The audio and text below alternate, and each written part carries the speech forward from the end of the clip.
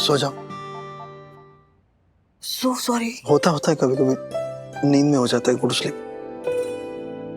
एक मिनट, अपने पीछे के कुशन्स दीजिए। कुशन। क्या करना क्या है तुमको?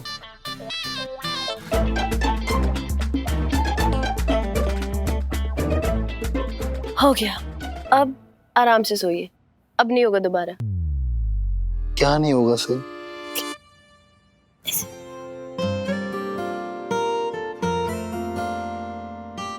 एक बात बोलो, तुम ना डॉक्टर वॉक्टर बनना छोड़ दो यार, तुम आर्किटेक्ट बनो।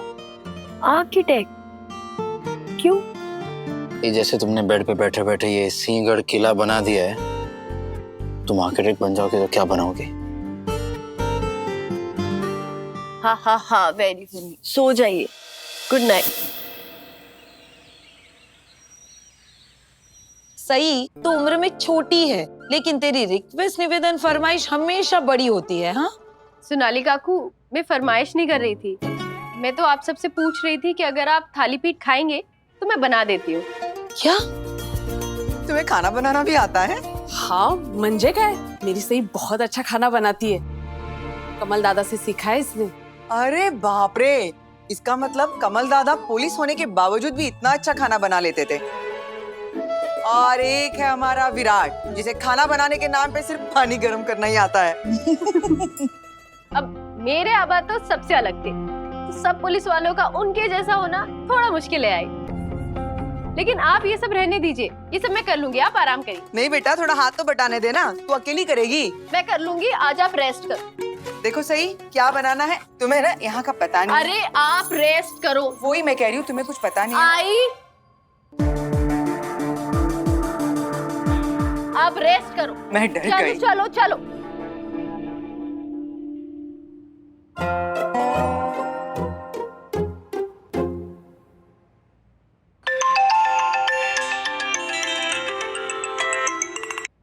Hello Virat sir. जी। जय हिंद सर। जय हिंद। सर मैं डीआईजी साहब के ऑफिस से अमोद तलपड़े बात कर रहा हूँ। जी बोलिए। सर आपको अभी 11 बजे डीआईजी साहब को रिपोर्ट करना है। मैं वहीं आ रहा हूँ। डीआईजी साहब आपकी रिपोर्टिंग से पहले आपसे कुछ जरूरी बात करना चाहते हैं। ठीक है, मैं 11 बजे पहुंच जाऊंगा वहां पर। जय हिंद सर। जय हिंद। सही अभी तक नाश्ता लेकर नहीं आए और विराट के ऑफिस जाने का टाइम हो गया।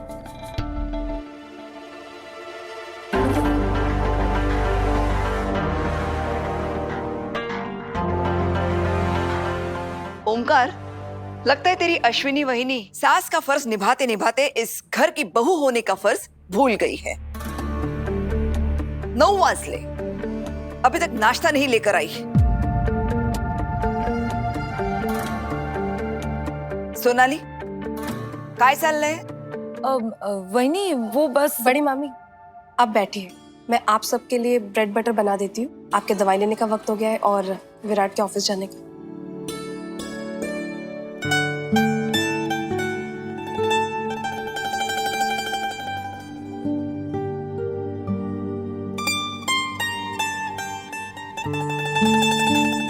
खंडोबा, तुझे खूब खूब आभार। चौहान परिवार में एक बहू तो है जिसे अपनी जिम्मेदारी का एहसास है। सोनाली और पत्रलेखा को देखती हूँ तो मुझे अपनी पसंद पर फक्र होता है। हो वही, हम दोनों तो है ना। आज नाश्ते में थोड़ा वक्त लगेगा, सही कुछ खास आप सबके लिए बना के लेकर आ रही है।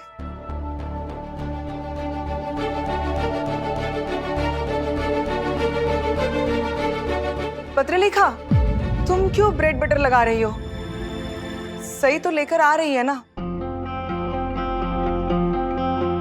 सही आप सबके लिए थाली पीठ लेकर आ रही है। वाह, रियली?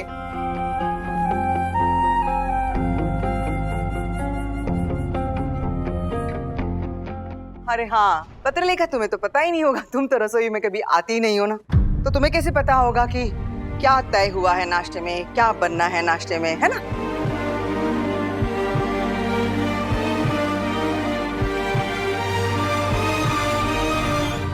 मैं आई थी अश्विनी मामी, लेकिन आप सई को खाना बनाना सिखाने में बिजी थी, तो मैंने सोचा कि जब तक आप सिखाएंगी, वो खाना बनाएगी, तब तक तो सबकी भूखी मर जाएगी। खाना सिखाया उनको जाता है जिन्हें बनाना नहीं आता। सही को तो सब बनाना आता है, बस रोज बनाने की आदत नहीं है। अब 1-2 दिन में वो बनाएगी तो सीख जाएगी सब कुछ, मुझे भी पीछे छोड़ देगी। मस्त मस्त। अश्विनी, आज तक तुम कहीं पहुंची नहीं हो और तुम्हारी बहू तुम्हें पीछे छोड़ देगी। वाह। छोड़िए ना वहीनी, आप क्यों अंग्रेजी नाश्ता कर रही? सही अभी मस्त पारंपरिक मराठी नाश्ता आप सबके लिए लेकर आ ही रही होगी। ला ही रही होगी नहीं, ले आई हूँ। आप लोग जल्दी से अब खा के बताइए कि कैसा बना है। पत्रलेखा की देखा देखी तुम भी नाश्ता बनाने लगी हो। मुकाबला कर रही हो क्या इससे?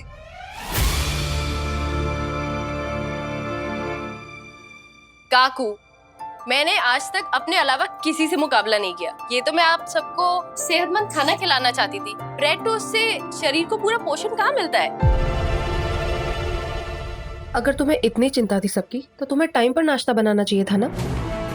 बड़ी मामी के दवाई लेने का वक्त हो गया था और मैं सबको भूखा नहीं देख सकती थी, इसलिए मैंने ब्रेड एंड बटर बना दी। बाकी दीदी, आपको इस घर में आए हुए ज्यादा समय कहाँ हुआ है? अगर मैं कल आई हूँ तो आप कुछ दिन पहले आए हो।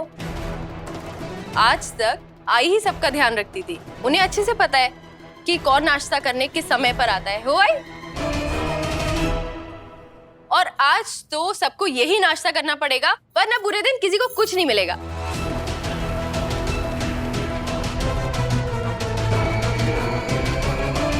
तुम हमें धमकी दे रही हो? नहीं, मैं तो आपको नाश्ता दे रही हूँ। मरते मर जाऊंगी, लेकिन तेरे हाथ का बना नाश्ता नहीं खाऊंगी।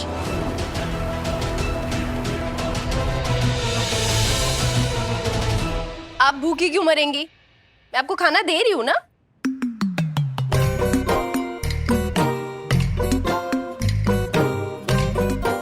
ये लीजिए। सही, मैंने तुमसे पहले सब। चलिए आप सब भी जल्दी शुरू करिए नाश्ता। Good morning. Sorry I am late. अरे भाजणीचं थालीपीठ, क्या बात है, क्या बात है। वाह वाह वाह, माय फेवरेट, यू नो वहीनी। कितने दिनों बाद, वाह वाह, रहा नहीं जा रहा मुझसे। वाह पत्रलेखा, तुम्हारे हाथों में जादू है।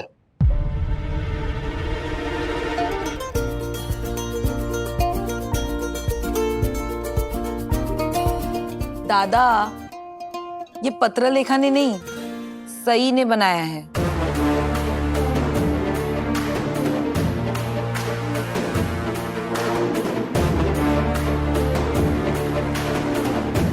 क्या हुआ निनाद?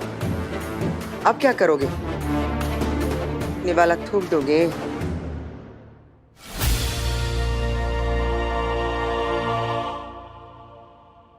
हमारे चौहान परिवार में अन्न का अपमान करने की प्रथा नहीं है।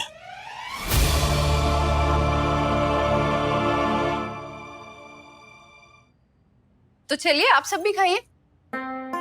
अश्विनी, तुम अपनी बहू को कुछ ज्यादा ही सर पर चढ़ा रही हो। अरे वहीनी, मैंने तो अपनी पूरी जिंदगी सबके अंगूठे के नीचे दबकर बिताई। कम से कम अपनी बहू को तो सर पे चढ़ा ही सकती हूँ ना।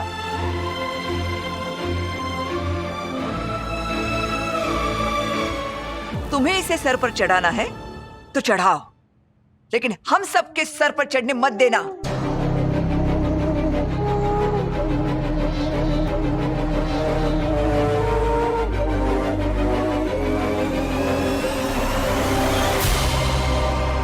फिर चली गई। बाकी दीदी, आप भी बैठिए ना, खाइए। आपकी तबीयत भी ठीक नहीं थी, आपको अच्छा लगेगा खा के। मैं तुम्हारे विराट सर नहीं हूँ सही, जो तुम्हारी हर जिद पूरी कर दूंगी।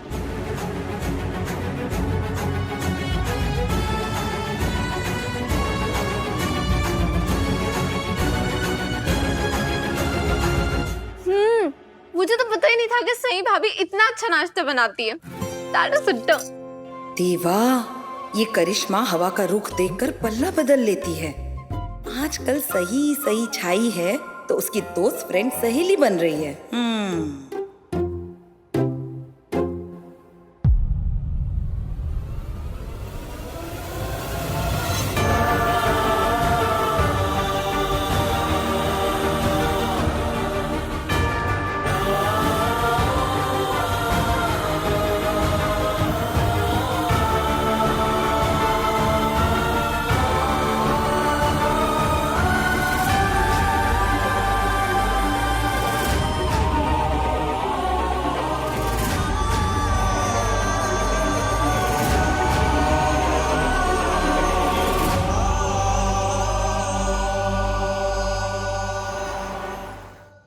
एसीपी विराट, तुम गढ़चिरौली ड्यूटी करने गए थे या शहीद ऑफिसर कमल जोशी की बेटी से जबरदस्ती शादी करने? सर, आप भी जानते हैं कि हम पुलिस ऑफिसर्स अपना फर्ज निभाने के लिए किसी भी हद तक जा सकते हैं। मैंने भी कमल सर की बेटी सही से शादी अपने फर्ज की खातिर ही की है। अच्छा, पुलिस डिपार्टमेंट का ऐसा कौन सा फर्ज है जिसके लिए तुम्हें शादी करनी पड़ी? सर, ये डिपार्टमेंट का फर्ज नहीं है, एक शिष्य का फर्ज है। अपने गुरु को दिए हुए वादे का फर्ज है जो मैंने निभाया। कमल सर मेरे गुरु थे और उन्होंने अपने आखिरी वक्त में मुझसे एक वादा लिया था कि मैं सही की जिम्मेदारी उठाऊं। ये तुम्हारी भावनाएं समझता हूं विराट, लेकिन ये पुलिस डिपार्टमेंट भावनाओं से नहीं, उसूलों से चलता है। एक पुलिस ऑफिसर अपनी ड्यूटी निभाते हुए शहीद हो गया है और तुम पर उसकी बेटी से जबरदस्ती शादी करने का आरोप लगा है। क्या सर, ये आरोप गलत है क्योंकि मैंने उसके साथ कोई। एसीपी विराट, अभी तुम्हारा करियर शुरू हुआ है और करियर की शुरुआत में इतना गंभीर आरोप लगने का मतलब समझते हो तुम? डिपार्टमेंट इस मुद्दे की जांच करवाएगा। I understand sir, but if I may, क्या मैं जान सकता हूं ये कंप्लेन किसने की है? गढ़चिरौली के जाने माने नेता विट्ठल माने ने। नेता नहीं है वो, गुंडा है। कमल सर की मौत का जिम्मेदार भी वही है। उसी के बेटे जगताप ने कमल सर को गोली मारी थी। सर, ये विट्ठल बस मुझे फंसाना चाहते हैं और कुछ नहीं। अब कौन किसे फंसाना चाहता है इसका फैसला इंक्वायरी कमेटी करेगी और जब तक इंक्वायरी पूरी नहीं हो जाती तुम्हारी पोस्टिंग होल्ड पे रहेगी। और सुनो, अगर ये साबित हो जाता है ना तो तुम टर्मिनेट भी हो सकते हो।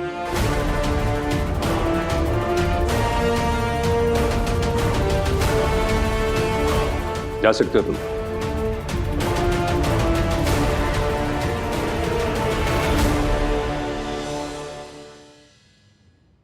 विराट जी, तू क्या क्या बोल रहा है ये?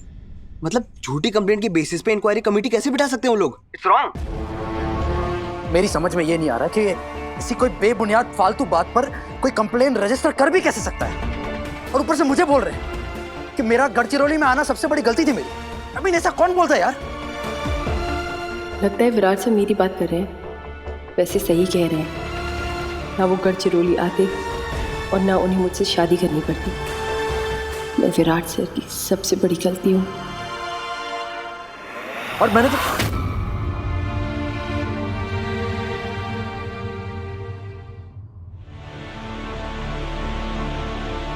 सुन सनी, मैं फोन रख रहा हूं अभी।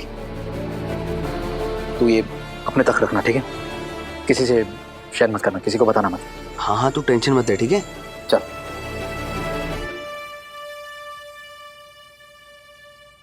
आई ने आपके लिए खाना भेजा है। भूख नहीं है अभी, सही। आप ही की पसंद का खाना बनवाया है। भूख नहीं लग रही है। खाना तो आपको खाना पड़ेगा और जल्दी खा लीजिए वरना आपकी दोस्त आ जाएंगी। और सुबह से आपने कुछ भी नहीं खाया, चलिए खाइए। अरे नहीं खाना है।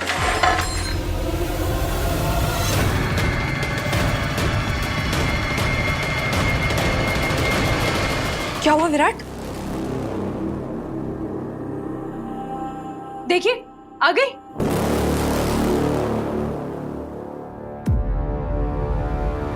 आपको ऐसे अन्न का अपमान नहीं करना चाहिए था। आपको पता है सबसे बड़ा अपमान अन्न का अपमान होता है। आपने ये सही नहीं किया विराट साहब। तुम्हें सीधी सीधी बात समझ में नहीं आती है? ये क्या सही गलत का ज्ञान बांट रही हो तुम? नहीं चाहिए तुम्हारा ज्ञान। विराट प्लीज तुम शांत हो जाओ। अगर आप नहीं आती तो भी शांत हो जाते। आना पड़ा सही, घर में सब लोग हैं, सब नीचे हैं। आवाज सुनकर कोई ऊपर आ गया तो क्या कहोगी? और थोड़ा तो सोचो, कोई तुम्हें ऐसे चिल्लाते हुए सुनेगा तो क्या सोचेगा? आपको तो बहुत अच्छा लग रहा होगा ना हम दोनों को ऐसे लड़ता हुआ देखकर।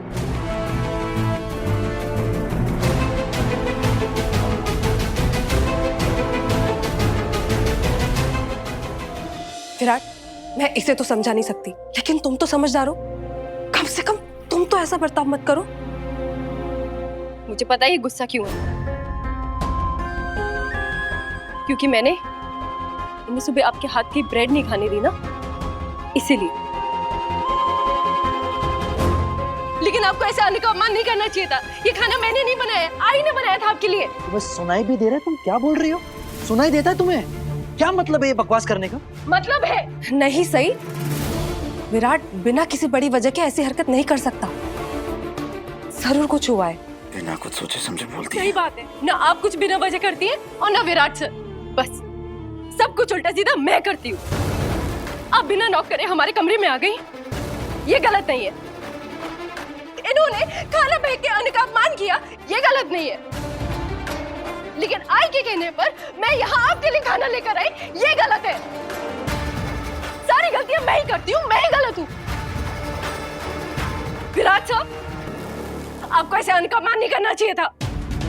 और ये खाना आप ही साफ करेंगे, इस उम्मीद में मत रहिएगा कि ये खाना मैं साफ करूंगी या फिर कोई और। ये कैसा बर्ताव है सही? तुम अपना ऐसा हुक्म क्यों चलाती रहती हो, और कोई क्यों तुम्हारा हुक्म मानेगा? तुम ये मत भूलो कि तुम्हें इस घर में आए सिर्फ 2 दिन हुए और आपको 4। सुबह भी बोल चुकी हूँ और अब दोबारा बोल रही हूँ, हम दोनों लगभग एक ही समय पर आए हैं इस घर में। सही, तुम्हारी प्रॉब्लम क्या है? सबसे तुम ऐसे बात क्यों करती हो? विराट प्लीज तुम शांत हो जाओ। ये तो चुप नहीं होने वाली, लेकिन कम से कम तुम तो शांत रहो। तुम बड़े हो, मैच्योर हो।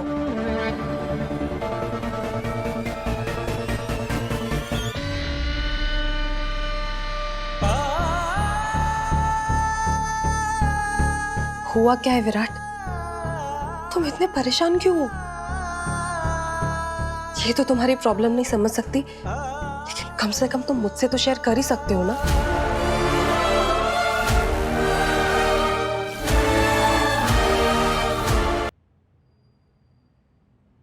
आईपीएस बनने के लिए बचपन से जो मैंने कमर तोड़ मेहनत की है, जिस फर्ज, जिस ड्यूटी के लिए मैंने अपनी जिंदगी की सबसे प्यारी चीज को अपने आप से दूर कर दिया, आज लग रहा है कि वो फर्ज, वो ड्यूटी, मेरी जॉब, मेरा करियर सब मुझसे छिन जाएगा।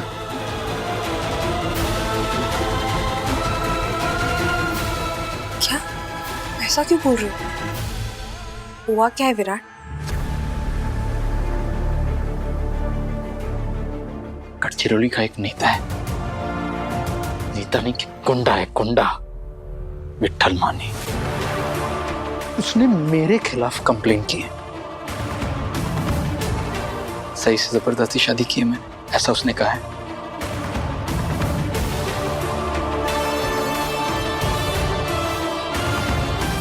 सही की मजबूरियों का, हालात का फायदा मैंने उठाया है और उसको सुनकर इंक्वायरी कमेटी बिठाई है डिपार्टमेंट ने।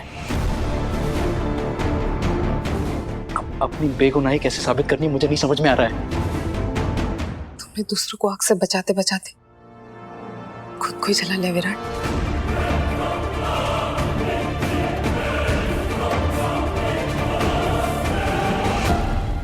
जल्दबाजी में लिए हुए फैसले ना आदमी को जिंदगी भर का जख्म दे सकते हैं। ये बात मुझे गढ़चिरौली जाकर समझ आई है।